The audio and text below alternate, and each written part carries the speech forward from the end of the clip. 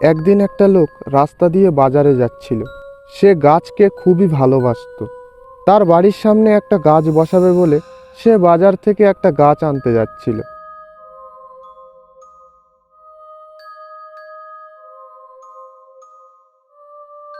তারপর গাছটি বাড়িতে এনে মাটিতে বসিয়ে দেয়। প্রতিদিন সে গাছটা দেখাশুনো করত। হঠাৎ একদিন, কি রে বিমল, গাছ বসিয়েছিস নাকি রে?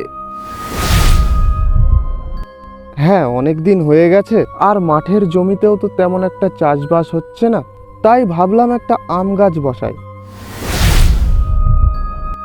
আর তুই তো জানিস আমি গাছকে কতটাই না ভালোবাসি। তারপর কিছুদিন কেটে যায়। দেখতে দেখতে গাছটা অনেক বড় হয়ে যায়। সে দেখে অনেক খুশি হলো। আবার একদিন ওই লোকটা এলো। কি রে বিমল, গাছ তো দেখছি অনেক বড় হয়ে গেছে, কিন্তু গাছে একটাও ফল দেখছি না। আমিও তো সেটাই দেখছি, গাছে একটাও ফল হচ্ছে না।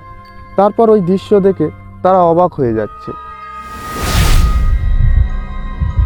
কোনো মতেই গাছে ফল হচ্ছে না। তারপর 4 বছর কেটে যায়। একদিন সকালে লোকটি মনের মধ্যে দুঃখ নিয়ে বাড়ির সামনে বসে থাকে।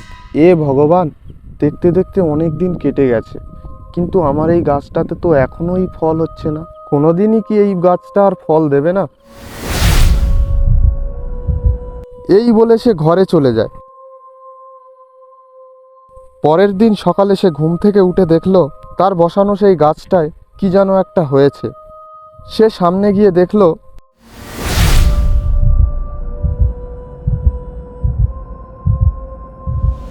ও বাবা গো, এ তো দেখছি গাছে সব হিরে হয়েছে।